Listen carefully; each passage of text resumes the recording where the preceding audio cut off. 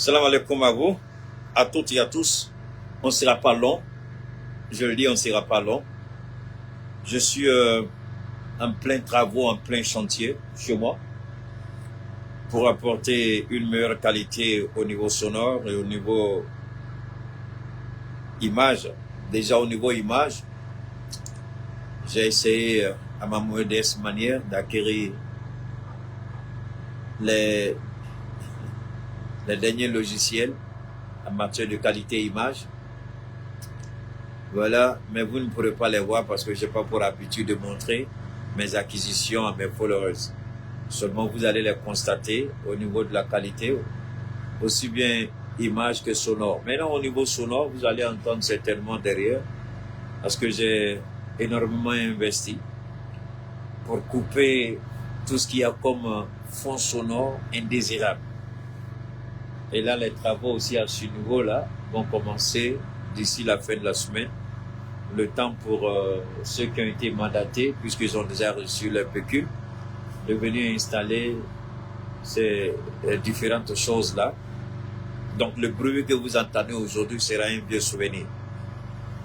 Et là, Dieu merci, comme toujours, Dieu pourvoit aux besoins de son serviteur. Vous entendez derrière. Alors, quand vous voyez ça, et les gens viennent vous dire qu'il faut aller au Togo, ça chauffe là-bas. Il faut aller parler au Togo. Et dès que vous leur dites, mais en quoi est-ce que vous aidez Keïta pour demander à Keïta d'aller intervenir au Togo? Ils disparaissent. Vous ne les voyez plus. Ah, Keïta, vraiment, on veut que tu interviennes chez nous. Keïta n'a aucun problème. Mais qu'est-ce que vous faites pour vous-même? Qu'est-ce que vous faites pour votre propre pays? Le peu que j'ai, par la grâce d'Allah subhanahu wa ta'ala, je le mets au niveau de l'Iktako Gourma. Je ne suis allé demander à personne. Ça, je le fais chez moi. Je le fais pour mon pays, je le fais pour ma région, je le fais pour le Iktako Gourma. Alors, quand vous venez demander à Keïta d'avoir une charge supplémentaire, vous lui demandez d'aller chez vous. Mais c'est une bonne chose. Mais avant de dire qu'est-ce que mon pays peut faire pour moi, posez-vous la question, qu'est-ce que je peux faire pour mon pays? C'est la devise qui nourrit tous les enfants américains. C'est ce qu'on leur enseigne dès le bas âge. Avant de demander à l'Amérique qu'est-ce que l'Amérique fait pour vous, dites-vous, qu'est-ce que je fais pour l'Amérique? Vous voulez que Keïta intervienne, il n'y a aucun souci, mais qu'est-ce que vous faites pour vous-même? C'est ça le problème de l'Africain, de l'homme noir. On veut le changement, on veut tout, mais on veut que tout vienne gratuitement. Dès qu'il s'agit d'apporter sa modeste contribution, ok, on ne les voit plus. Vous voulez que j'aille me battre pour d'autres raisons, il n'y a pas de problème. Mais quel est vous-même votre rôle? Vous croyez que Keïta va se lever comme ça, il va s'éparpiller à travers le monde entier? Pourquoi Keïta va faire ça? Hein? Le bruit que vous entendez, Wallah, je bénis Allah. Au minimum par jour, c'est 30 000 que je mets. Je le mets tous les jours. 30 000 que je mets dedans. Tous les jours. Sans exception. Le bruit, même si les gens ne le disent pas, pour moi, ce n'est pas bon. Il faut rectifier ça. On me dit, pourquoi tu ne prends pas le solaire? Je dis, le solaire, c'est bien. Oui. C'est un investissement, on se dit à long terme. Je dis, oui, mais ce que vous ne savez pas, les batteries, là, il faut les changer. Le solaire, les gens pensent que c'est bon aujourd'hui, mais je vous jure, dans 10 ans, ils vont venir dire autre chose. L'entretien, en 10 ans d'entretien, c'est énorme. En 10 ans d'entretien, ce que vous allez investir dans le solaire, quand vous regardez ce que vous investissez au quotidien, et quand vous allez faire le calcul, la différence ne sera pas aussi importante avec le groupe. Si vous avez un bon groupe, à moins que vous-même vous soyez négligent, en 10 ans, votre groupe sera encore opérationnel et en pleine forme. En 10 ans, on me dira Keïta, le solaire, en 10, oui, c'est un investissement en un coup. En 2 ans, d'accord, la batterie là. Si vous n'achetez pas une batterie qui puisse être capable de vous tenir jusqu'à 5 ans ou 10 ans, Si vous achetez une petite batterie, en 5 ans, la batterie, il faut changer. Et là, ce n'est même pas une batterie que vous utilisez. Vous êtes obligé d'utiliser, si vous voulez avoir la puissance maximale, il faut mettre les moyens pour avoir les batteries. Et les batteries en 5 ans, 10 ans, 5 ans, 10 ans, il faut les renouveler. Il faut les changer. Si vous ne les changez pas, c'est fini. Et là encore, c'est parce que vous avez encore la chance d'atteindre 10 ans. Il y a de fortes probabilités que vous n'atteignez même pas les 10 ans. Les batteries vont craquer en cours de route, il faut les renouveler. Je ne dis pas que ce n'est pas mauvais, c'est mauvais, mais chacun travaille sur des options. Et moi, quand je regarde les options, ce n'est pas que je n'aime pas trop le panneau solaire, mais faisons beaucoup attention. Alors, juste pour vous dire que nous n'allons pas rester assez longtemps. Hier, je ne suis pas sorti pour éviter que chacun vienne dire « Ah, Keita, encore, on t'a pas vu, on t'a pas vu. » Je suis bien là, je suis bien portant. Et anyway, j'ai fait 7 sur 7 la semaine passée. Tous les jours, je suis sorti, donc il fallait que je prenne un petit break. C'était hier. J'ai pris mon damsa dodo et j'ai bien dormi, je me suis bien réveillé. Et franchement, là, je prends tous les jours, je suis devenu un fan. Donc, le produit dodo, vous ne le verrez nulle part au monde. Personne ne vous le... C'est ici seulement. C'est la conception de Keita. C'est sur les directives de Keita que le damsa dodo, relaxant, réparateur, qui vous permet de réparer, de vous relaxer et de bien dormir. Donc, le nom que j'ai donné, c'est le damsa dodo. Ne vous fatiguez pas. Vous ne le verrez nulle part. C'est ici seulement. Alors, vous allez dormir comme un bébé. Et vous réveillez comme un nouveau-né. Vous dormez comme un bébé et vous vous réveillez comme un nouveau-né. Parce que vous vous réveillez sans courbature, sans migraine, sans maux de tête, sans fatigue. Vous avez l'envie de laisser la voiture même et puis de commencer à courir, faire jogging dans le quartier. Alors, évidemment, le Damsa, on est toujours là. Merci pour ceux qui nous font confiance. Alors, il y a un élément important que je vais ajouter. Puisque nous voulons rester dans la légalité dans tout ce que nous faisons. Moi, j'ai tous mes documents en ce qui concerne au niveau... donc, à ce niveau, je n'ai pas peur. Mon partenaire, lui aussi, il a tous les documents qu'il faut. Mais désormais, on va accompagner nos produits d'une attestation, d'un certificat phytosanitaire pour que vous ayez la confirmation que le produit que vous recevez, c'est des produits de bonne qualité. Et les produits, il n'y a aucun problème, il n'y a aucun risque. Donc, désormais, on va ajouter, n'est-ce pas, le certificat phytosanitaire. Je ferai le maximum pour que vous ayez ça. On va, voilà. Donc, désormais, on va gérer ça comme ça. OK? Voilà. Alors, il y a un journaliste qui m'a appelé aujourd'hui, qui veut faire une interview avec moi.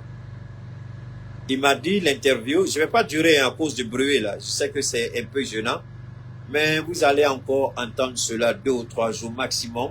Je vais vraiment rarifier mes sorties jusqu'à ce que je puisse insonoriser tout l'appartement. Aucun bruit de l'extérieur ne pourra désormais, en tout cas que je sois en direct, que je ne sois pas en direct. Il y a des filtres qu'on doit installer qui coûtent excessivement cher. On va les installer pour empêcher désormais l'émission de bruit extérieur. Si nous avons des directs à faire, au moins même si pour plus de commodité à la maison, et encore mieux par rapport à nos interventions, pour ne plus qu'il y ait vraiment, j'ai beaucoup réfléchi, c'est la solution que j'ai trouvée, ça demande beaucoup d'argent, c'est l'investissement. Donc, j'ai déjà acheté, j'ai déjà en tout cas donné l'argent pour le matériel. Donc, ils viendront installer, Inch'Allah. Et vous n'entendrez plus ça, ce serait un vieux souvenir. Alors, souffrez, aujourd'hui ou demain. Voilà, donc, après, vous n'entendrez plus rien. C'est pas trop gênant. Oui, Mike, quand tu veux faire quelque chose de bon, il faut que ce soit propre. Je suis tellement exigeant sur moi-même. Alors, quand les gens viennent vers moi avec l'à peu près, je suis tout de suite irrité. Parce que je suis extrêmement exigeant sur la qualité. Voilà. Sur la qualité. Donc, alors, ce n'est pas tout. Il y a, voilà, comme je le disais, il y a un journaliste, d'ailleurs même c'est lui qui m'a réveillé avant que je lui ai dit, bon, moi, quand Keïta dort avec son dodo, tu m'as réveillé. En général, quand vous réveillez comme ça, vous avez mal à la tête. Mais je vous en prie, essayez le dodo. Même si on vous réveille, vous vous réveillez en pleine forme et vous redormez encore, vous vous réveillez sans mal de tête, pour ne pas dire sans maux de tête. Alors le journaliste m'a appelé, il dit, il veut m'interviewer si il veut qu'on ait un entretien, je crois, téléphonique par rapport, c'est un journaliste du Sénégal, je crois. Il est le représentant de, je ne sais pas quelle radio ou quelle télévision du Sénégal, ici au Mali, c'est ce qu'il m'a dit en tout cas. J'ai pas pris le temps de vérifier. Mais il a posé la question selon laquelle il y a, Choguel a reçu les gens le lundi. Je dis, ah, il avait déjà reçu les partis politiques. Il dit, non, non, non, il a reçu encore les responsables politiques. Il dit, mais, attends, il a reçu les partis politiques la dernière fois.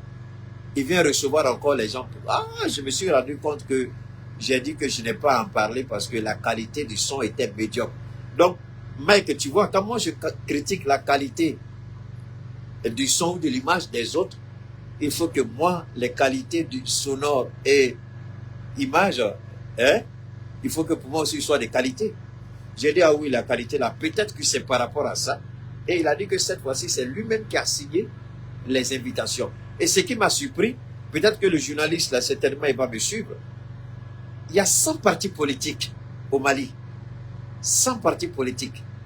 Pour une population de moins de 22 ou 23 millions. 100 partis politiques. Et Allah. 100 partis politiques. Et la première puissance économique mondiale, c'est 2 partis politiques. Alors, eux nous encouragent à avoir des multitudes de partis politiques. L'objectif, diviser pour mieux régner. 100 partis politiques au Mali. Wow. 100 partis politiques.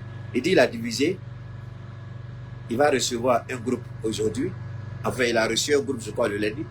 Il devait recevoir un autre groupe aujourd'hui. Donc 50-50. Et je suis étonné que le Premier ministre lui-même, avec le ministère qui est rattaché, les réformes institutionnelles, je suis étonné que le Premier ministre, dans les réformes institutionnelles, n'a pas demandé au gouvernement de revoir la création des partis politiques au Mali. Il faut réduire au maximum le nombre de partis politiques. Ça, c'est une de mes exigences. Et je suis étonné. Le Mali n'ira nulle part avec 100 partis politiques. Et je vais revenir, ne vous en faites pas, je vais tracer les grandes lignes, on ne va pas trop durer. Peut-être, Inch'Allah, avec l'aide de Dieu, on va développer beaucoup plus. D'autres, peut-être demain ou après-demain, je ne sais pas trop. Mais je vais juste planter le décor. 100 partis politiques, pour un pays comme le Mali, c'est grave. C'est inadmissible. On ne pourra pas construire le Mali avec ça. Deuxièmement, le Premier ministre, pourquoi il n'a pas fait une proposition de réforme institutionnelle? Mais tu as pris ça où? Tu as pris ça dans la chambre. Pourquoi tu veux mettre sur ma table? Mais est-ce que tu as fermé le frigo là? Ok, il faut aller. Alors, moi j'aurais souhaité qu'au moins le Premier ministre engage ce débat avec le gouvernement, le président. Et le peuple malien, là, je crois que le peuple malien s'est prononcé, ils ont demandé que l'État ne finance plus les partis politiques. Ça, c'est une très bonne chose. Mais une telle proposition, le ministère chargé des réformes institutionnelles, rattaché à la primature, devrait aller plus loin que le financement des partis politiques. Demander la révision de la disposition constitutionnelle qui permet la création des partis politiques et réduire le nombre de partis politiques au maximum. Cette réforme-là, je ne sais pas si elle est dans la Constitution, mais je n'ai jamais entendu le Premier ministre en parler. Alors, ça c'est une menace contre la stabilité et le succès démocratique. Ce n'est pas un frein contre la liberté d'expression. Ce n'est pas un blocage contre la liberté d'expression.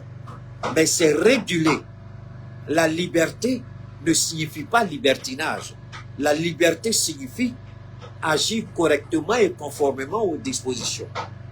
ma liberté prend fin là où commence celle des autres. Alors une plénitude, une pléiade, une multitude de partis politiques, pourquoi faire? Le Premier ministre même devait quand même tirer les leçons. C'est ce qui a entraîné le Mali. On ne dit pas c'est tous les partis, on ne dit pas c'est tous les politiciens, on ne dit pas c'est tous les acteurs politiques, mais 80 à 90% des acteurs politiques, c'est eux qui ont plongé le Mali dans le chaos. Alors en tirant les leçons, qu'est-ce qu'on a fait? On permet encore aux mêmes acteurs de revenir encore au devant de la scène. Et c'est ce que le Premier ministre est en train de faire. Moi, je demande au président Assimi Goïta, c'est vrai, il n'intervient jamais dans la gestion des départements ministériels. Jamais Assimi Goïta n'a demandé ni au Premier ministre, ni au ministre comment faire leur travail. Il a laissé chacun faire correctement son travail. Mais monsieur le président, il est important. Là où il faut faire beaucoup attention, peut-être que le Premier ministre, il n'a pas encore saisi. Et moi, je dis pourquoi il a fait ça? Parce qu'il a voulu se justifier. Il a senti le besoin de se justifier. C'est à ça que répond la rencontre qu'il a eue avec certains partis politiques. Il veut se justifier. Parce que dans les propos qu'il a tenus, j'ai ça ici avec moi, donc je ne mens pas, c'est un constat qui est clair. Il dit, la rencontre qu'il a eue avec les partis politiques au Palais des Sports, que certains ont dit qu'il voulait faire de la récupération politique, qu'il est affaibli, il veut chercher une alliance auprès des partis politiques. Mais monsieur le Premier ministre, vous n'allez pas empêcher les gens de penser ce qu'ils veulent, de dire ce qu'ils veulent. Qu'ils disent ce qu'ils veulent. Si ce n'est pas votre vision, si ce n'est pas votre intention, pourquoi vous accordez de l'importance à ce que les gens disent? C'est ça un des problèmes de notre Premier ministre. C'est un des problèmes. Il veut forcément répondre. Il veut forcément, par moment, qu'on reconnaisse qu'il a raison.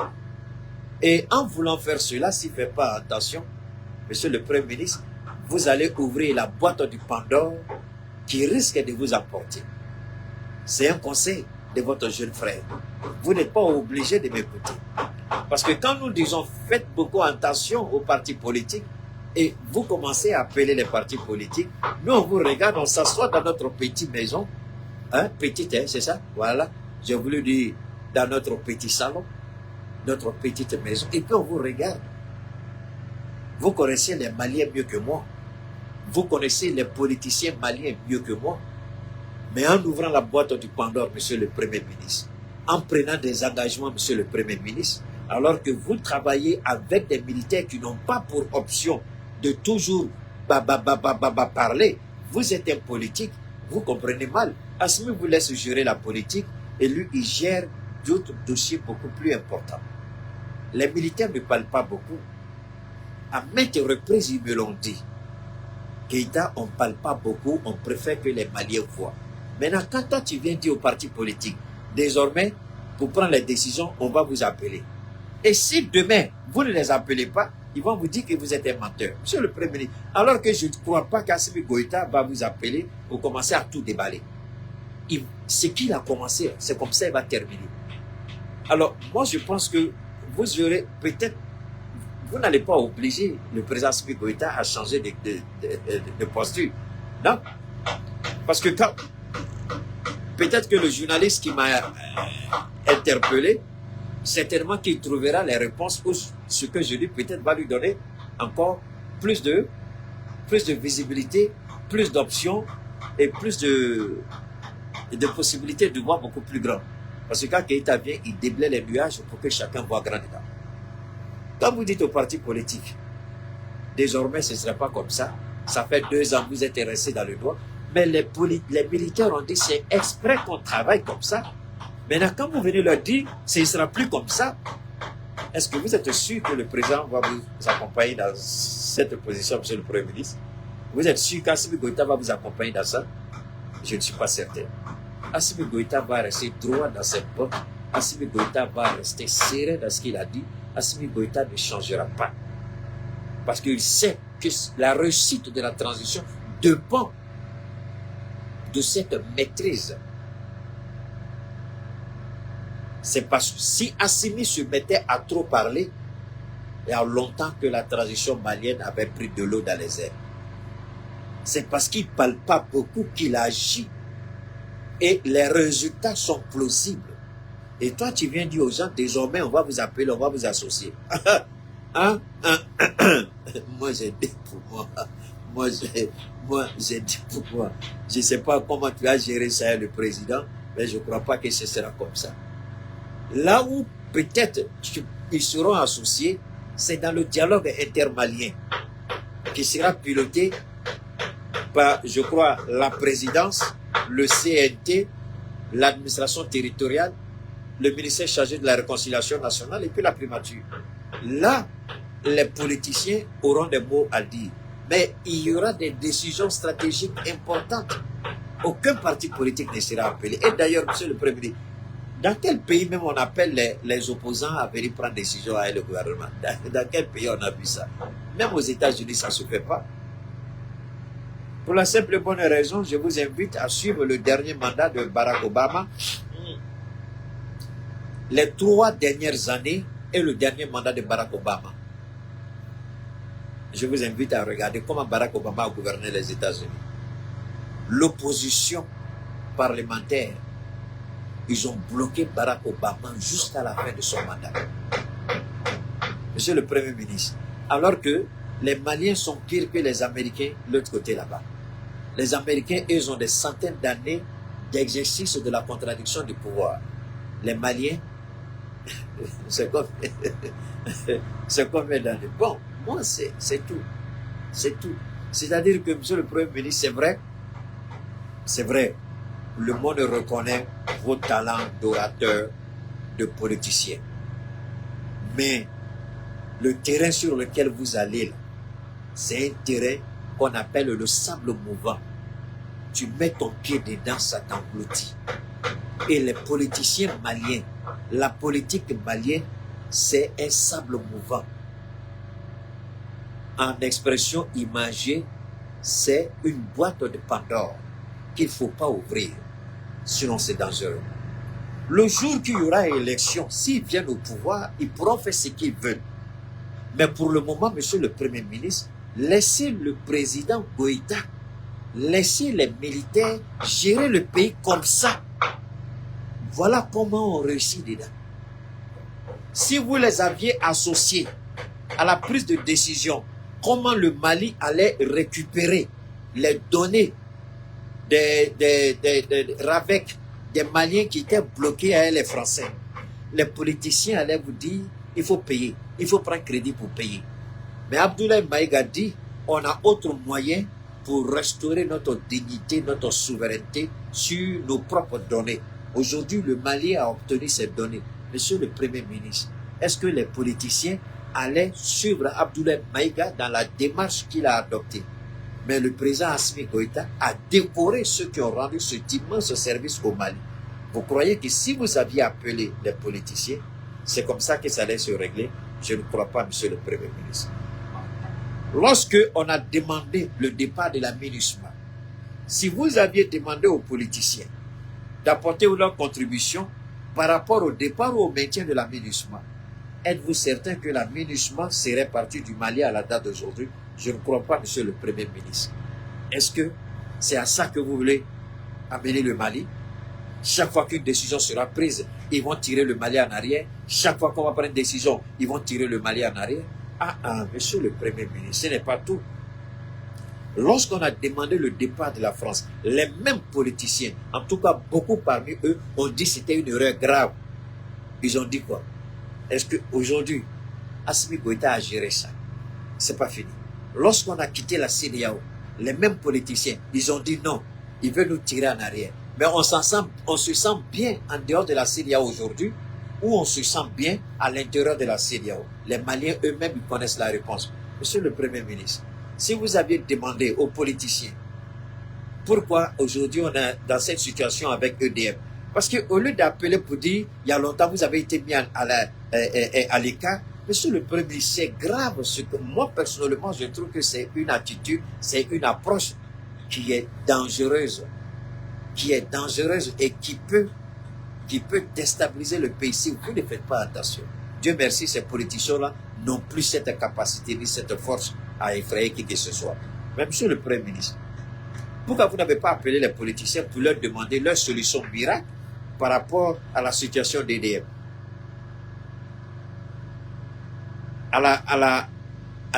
Je ne sais pas comment vous le dire, à l'approvisionnement du marché par rapport aux denrées alimentaires.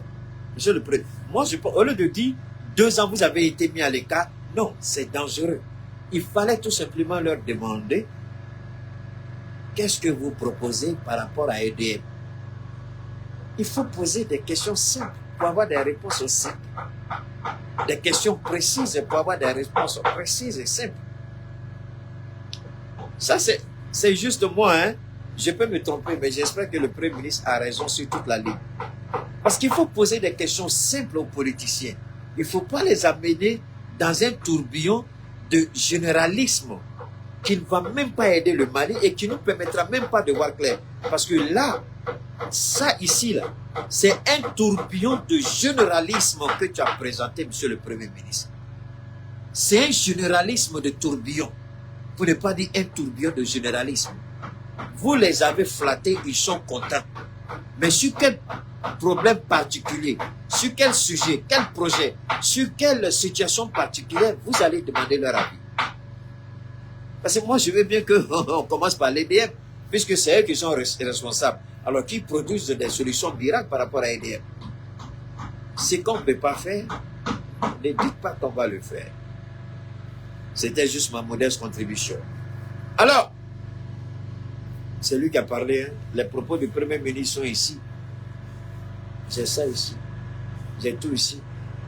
Je n'ai rien contre le Premier ministre, mais souvent quand il sort, je lui dis toujours, il faut faire attention, monsieur le Premier ministre. Faites beaucoup attention.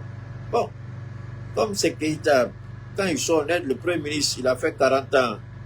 Et il a fait 40 ans de vie politique. Si tu enlèves 40 ans dans ma vie, là, ça reste combien? Ça reste combien? Donc, quand ils parlent, pour eux, ils connaissent tout. Donc, en sortant, nous, on ne sort pas pour crier, nous, on vient et puis on pose le débat, on pose les sujets, et puis on ouvre. Et chacun comprend. Keïta ne fait pas, il fait, il crie, et puis il met. Monsieur le Premier ministre, bon, vous savez ce que vous faites. On espère que vous savez très bien où vous allez, parce que ces gens de choses-là, ces gens, moi, je sais ce que, attendez, il y a un élément important, voilà. Alors, voilà ici, lors de son adresse à la classe politique, je vais me limiter là, le Premier ministre s'est étendu sur la question primordiale de Kidal. Ça, c'est tout à fait normal aussi. Le chef du gouvernement est également revenu sur les circonstances de la constitution du gouvernement de la transition, n'est-ce pas? La constance et la solidarité des autorités dans leur mission. Ça, tout ça, c'est extraordinaire. Mais quand il y a tellement de choses.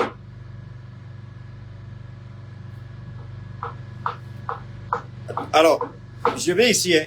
Le Premier ministre n'a pas manqué d'évoquer devant les invités les raisons qui ont motivé le départ de la MINUSMA. Est-ce que le ministre d'État Abdoulaye Maïga n'a pas expliqué ça à la télévision? C'est-à-dire, ça, ce sont des jeux pour moi, ce sont des interventions que le Premier ministre doit éviter de faire. Parce que quand vous allez, et puis vous allez évoquer le départ de la MINUSMA, alors que le porte-parole du gouvernement, le ministre d'État, il a fait un communiqué on ne peut plus clair.